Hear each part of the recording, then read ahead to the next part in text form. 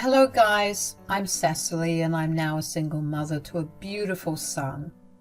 My story will sound tragic in the beginning, but I assure you that I got justice in the end.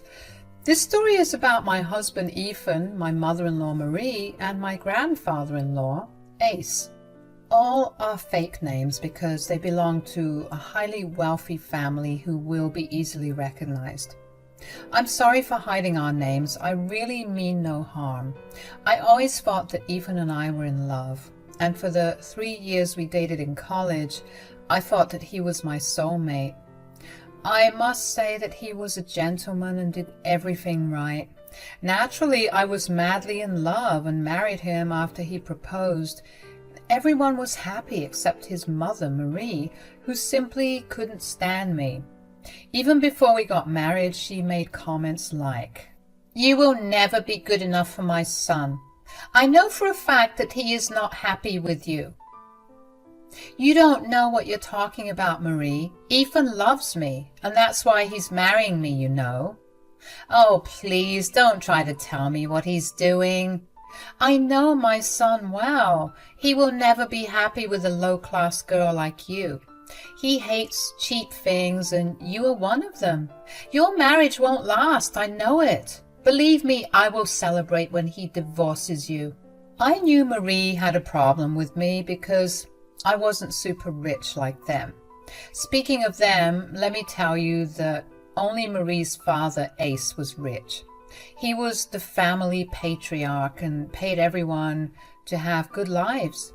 No one else had much of their own. Ethan did work, but his salary wasn't enough for him to have a luxurious life. It was Ace's extra allowance that let him live like a king. I came from a struggling family and only made it big because I worked hard to get a good job. I wasn't a gold digger, though.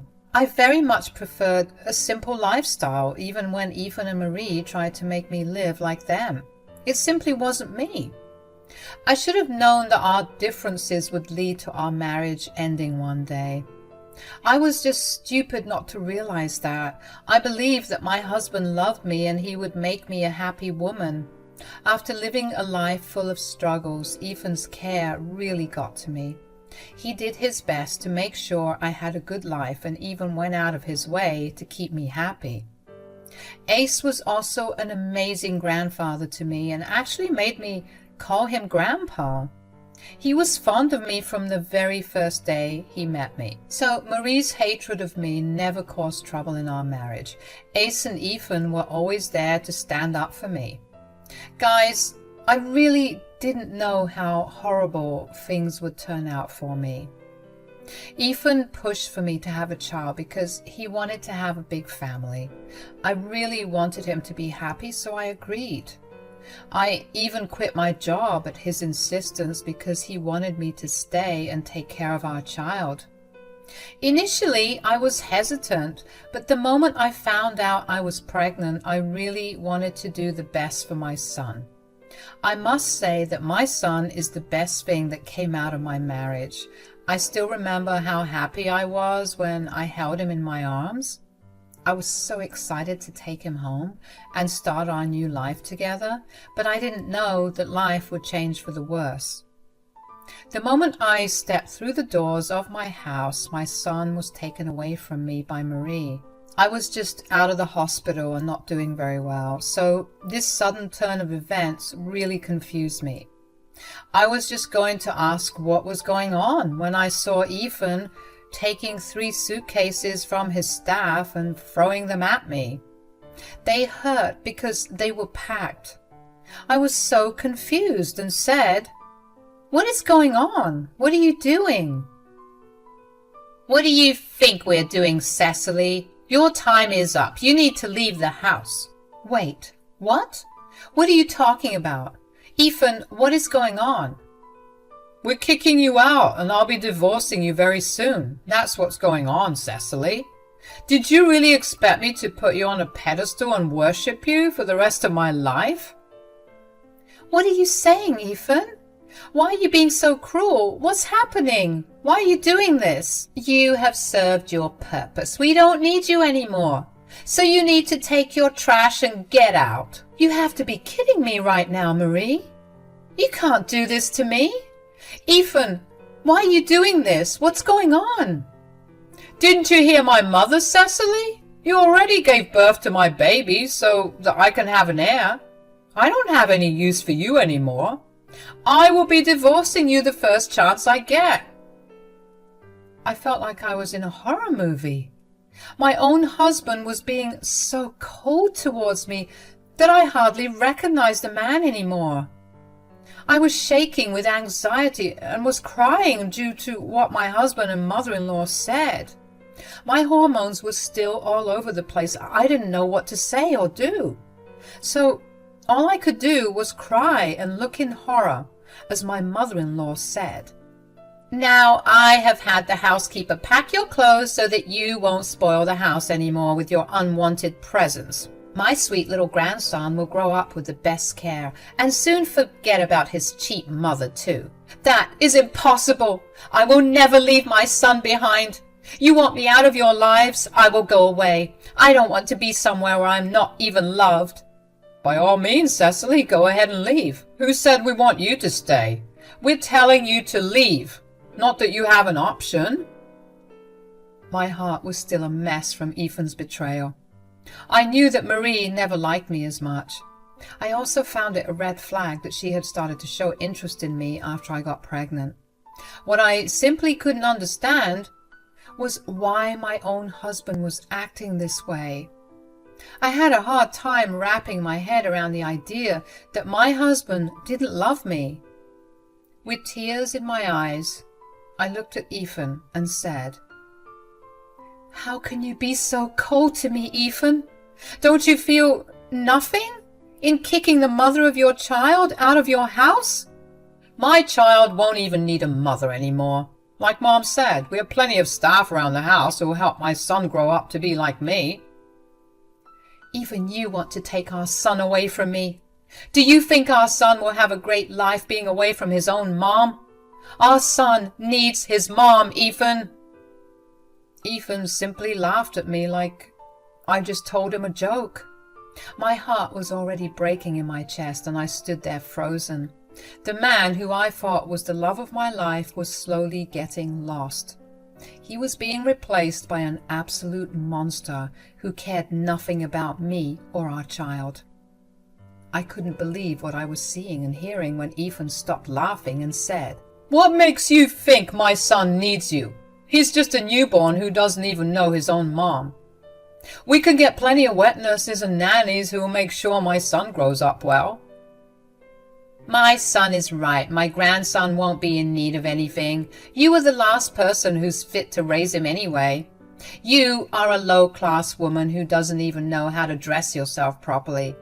If I leave my grandson in your care, he will turn out to be a loser." "Oh God, yes. I almost forgot what an embarrassment you were to me all these years. I would rather die than have my son go through those humiliating experiences like me." Ethan said those words with great distaste.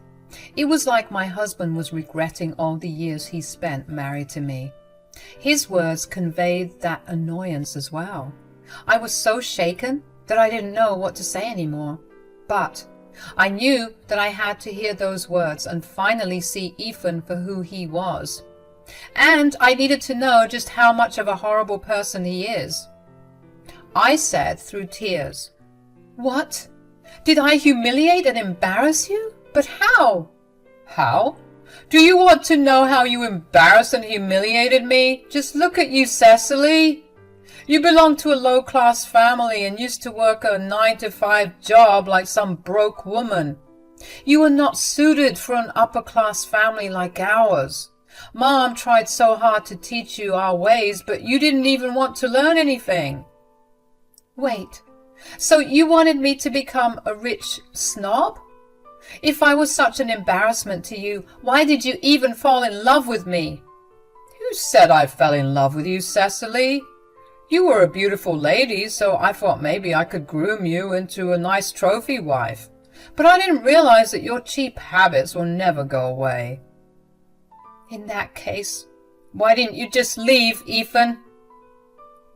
I would have dumped you after having some fun, but then Grandfather ended up liking you. I wanted us to get married and have kids. I knew that if I had walked away, Grandpa would have been angry, and that's why I married you. Now that you have given me a grandson like I wanted, I have no use for you anymore." So, that's why Ethan had married me. He married me because his grandfather wanted me as his granddaughter-in-law. Ethan was scared that Ace would pull his allowance and inheritance if he dumped me for no reason. So, to get into Ace's good graces, he married me. Now I knew why Ethan was pushing me to have a child. All he wanted out of me was an heir, so that Ace would leave him his fortune. I stupidly gave in, and now I am suffering the consequences. This was all a part of Ethan and Marie's twisted plans. Ethan never loved me and had only wanted to use me for fun. The man I married was not my soulmate, he was a predator. I felt disgusted just looking at him. I said, "So, that's what this was all about? You just wanted your grandfather's fortune and did all this for that. You destroyed my life just to get on Ace's good side."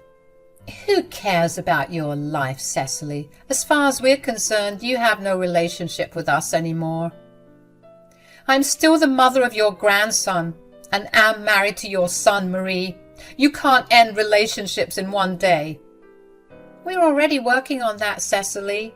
You don't have to worry about it. Our best lawyers are working on your divorce and the termination of your rights to my grandson." "I will never let that happen, Marie. I don't care if Ethan divorces me, because all my love for him is already gone. I won't be with someone who doesn't love me. But if you think I will give up my child, you two are dead wrong." "What can you do, Cecily? We'll get the best lawyers and trap you very nicely. Don't worry. I'll even offer you some good money to get lost. We will compensate you with what we think is reasonable. I suggest you just cooperate and do what we say. Otherwise, we will make your life a living disaster." Ethan and Cecily were actually threatening me now. My emotions were now shifting from heartbreak and hurt to just raging anger. I looked at both of them, who were looking back at me with smug expressions. Marie still had my newborn son in her arms, and I knew she wouldn't just give him back to me if I asked. I didn't want to fight her because I was weak, and she had more people on her side who would just drag me away before I could get my son. I didn't want to hurt my newborn in any way, so I refrained from trying to snatch him back. Instead, I calmly looked at them and said, "You two want me out of the house, right? Fine. I will leave. I will leave right now, but know this. I won't let you take my son away from me." "We will see what you can do, Cecily. Once you tell people or lawyers who you're dealing with, no one will be on your side." "I don't need to go to any lawyers for what I have planned, Marie. I promise you right now that you and Ethan will pay for what you have done to me today. This is not the end." "Oh, please, keep your ridiculous dialogues for someone else, Cecily. You can't touch a hair on our head. We will crush you any time we like. Also, there's no use going to Grandpa about this. Blood is thicker than water, and he will side with his family over anyone else. He always has." I didn't even bother to grace them with a reply. They simply didn't deserve one from me. I wasn't going to stand there and waste my time while Marie and Ethan made fun of me and threatened me. I don't threaten people, and it just wasn't in me to shout and yell at them. I was mentally and physically exhausted and worried about my child. I needed to preserve my energy to get back at them later. So I quietly collected my bags and left the house. Marie and Ethan actually followed me to make sure I had left for real. They didn't need to worry because I had no interest in staying around for their insults. My skin was already crawling with what they said. So I simply called an Uber and left. From the window, I could see Ethan and Marie hugging each other and giggling like it was the best day of their lives. They really did get what they wanted. They had an heir and also got rid of me like they had planned. However, what they didn't know was that I wasn't going to leave so easily. I wasn't giving up my son, and I definitely did want to teach them a lesson. They weren't wrong about some things, though. Ethan came from a wealthy family, which meant he had a lot of great lawyers. They will mess with my life and somehow might be able to take away my child. Meanwhile, I don't even work anymore and don't have much money at my disposal. So my chances of getting a good lawyer and winning against them are slim to none. I knew that I needed someone's help if I wanted to come out on top. And Ace was my only option. I went straight to Ace's house with my stuff and his staff let me in. I was a little nervous about approaching him because Ethan's words were ringing over my head too.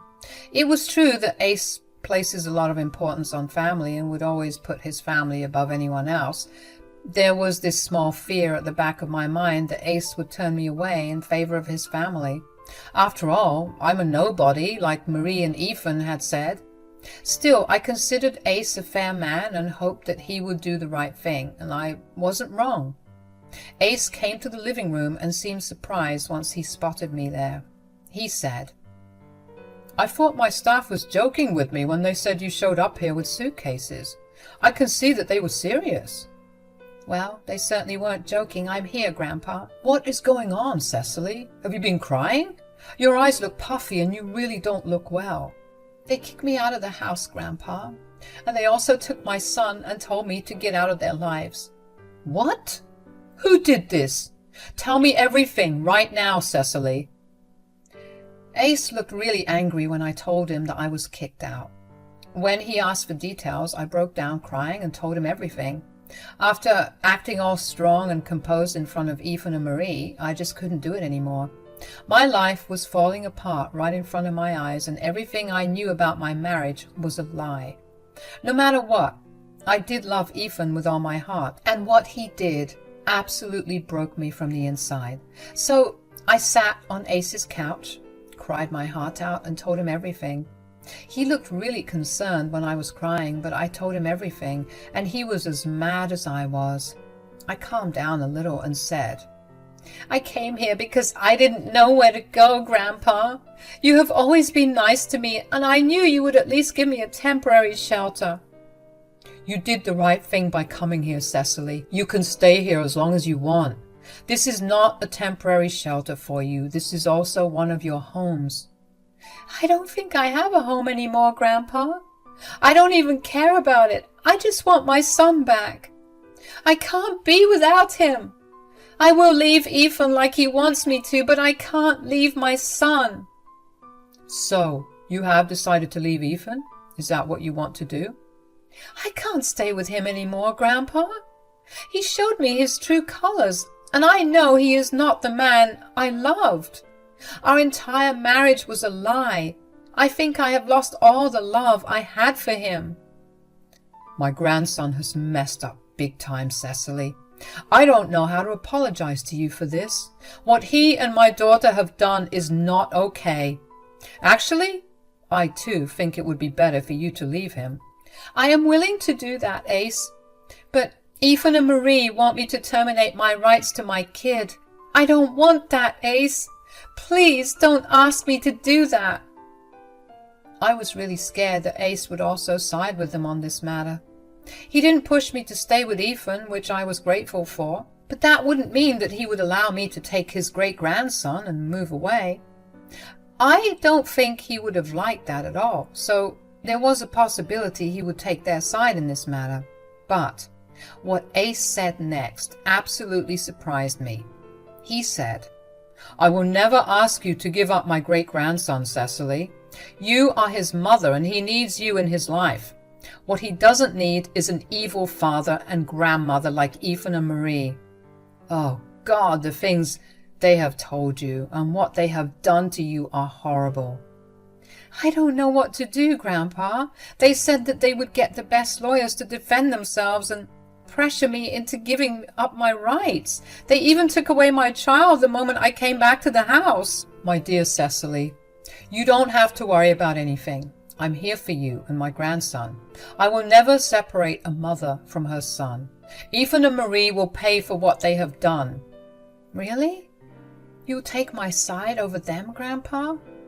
They're your family, and like they said, blood is thicker than water. You always put your family above everyone else." That's what I liked about you. That's some nonsense, Cecily. If Ethan and Marie are my family, you and my grandson are too. Why do you think I gave you the permission to call me Grandpa over my name? It's because you are family to me. At the end of the day, I won't tolerate anyone being so cruel and vile, even if they are my own family. So, Marie and Ethan are going down, no matter what. Ace's kindness brought tears to my eyes, but in a good way. I was really lucky to call Ace my grandpa. He filled that little hole in my chest that was there because I never met my own grandparents. I will always be grateful to Ace for what he did for me. He was super mad and told me that he would make sure I got justice. He quickly called his staff and made a few phone calls here and there. All this while, his housekeeper was with me, giving me food and making sure I'm all right. Even an unknown woman was showing me more compassion than my own husband and mother-in-law. I hated myself for falling in love with a man like that. After a while, Ace came back to the living room and told me to come with him. When I got into the car, he told me what he had planned for Ethan and Marie. His plan was glorious, and I actually felt a little bad for what was about to come for them. Ethan and Marie's lives were about to blow up for the worst. They are really going to pay. Ace and I were going over to the house to do just that. I walked up to the house and the staff let me in because Ace was with me. Ethan and Marie came stomping down the stairs to see why I was there. However, they started to shake when they saw that I had walked in with Ace. It was probably due to the fact that Ace was sporting a very angry face that was enough to scare the life out of someone.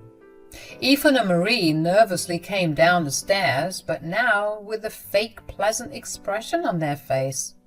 It was a total failure because their nervousness was shining through anyway. They said, "Hi, Dad. What are you doing here? You should have called. We would have prepared lunch for you."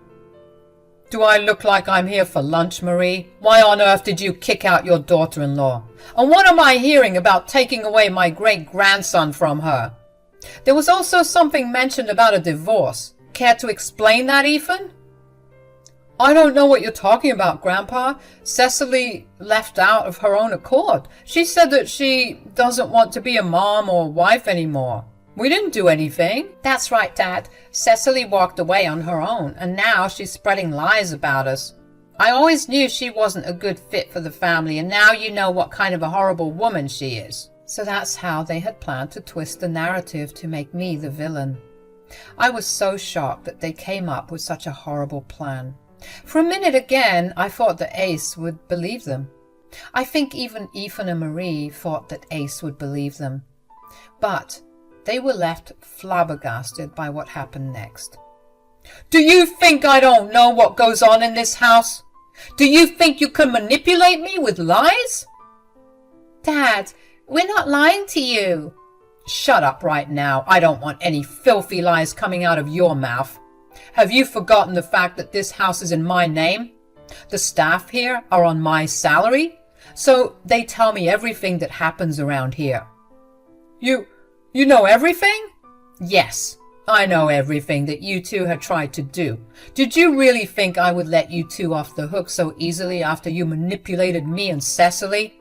I can't believe this." "Grandpa, please, you have to understand. I don't love Cecily. I only married her to make you happy." "Oh, don't worry. I know all about how you had planned to use and discard Cecily, but only marry her because you didn't want to risk losing your inheritance. You think that was a noble thing to do, Ethan? Is that the values I taught you? Perhaps it was your good-for-nothing mother who made you this way." "Dad, I would never—" "Shut up, Marie. Did I give you permission to talk?" Marie and Ethan were now seriously scared, while Ace was still very, very angry. I was having a good time watching them being scolded by Ace. It was glorious to watch, but I knew it was just the start of the show. Ace continues to berate Ethan and Marie for a good 1 hour, to the extent that they were reduced to tears. He reminded them that they were both under his mercy because they lived on his money. When he was done, Ethan was literally on his knees begging for forgiveness while Marie was crying like a child. Ethan said, "I'm so sorry, Grandpa. I can see that I made a big mistake. I was just overwhelmed and made the wrong decision." Yes, we're sorry, Dad. We truly recognize our mistakes. We shouldn't have separated a mother from her child. Cecily can move back here if she wants to. Yes, she can come back, and we'll welcome her back with open arms. I promise I will be a better husband too. I will work on myself. Things will go back to being perfect again. I don't think any of this is your decision to make. You two are no one to allow her back into the house because this house is mine. Plus, it's up to Cecily to decide if she wants to stay married to an imbecile like you, Ethan. What do you say, Cecily? Do you forgive them? Ace was looking at me like he wanted me to make a decision for him. I knew well enough that if I said no, there would be some dire consequences for my husband and mother-in-law. But I didn't want to say yes because I didn't want those two evil people in my life anymore. I knew that their remorse was only on the surface level, and God knows what they would do if I gave in again. So I calmly looked at Ace and said, "No, I don't think I can forgive them, Grandpa. Plus, they haven't even asked for my forgiveness." "I'm asking you for forgiveness right now, Cecily. Please forgive me." "Yeah, we made a huge mistake, dear. We are family, so let's just look past this one time. I'm sure we will have a stronger bond after this." Don't even bother with lies anymore, guys. You know what you two are. Even if you turn a new leaf and become nice to me, deep down, you two are awful people.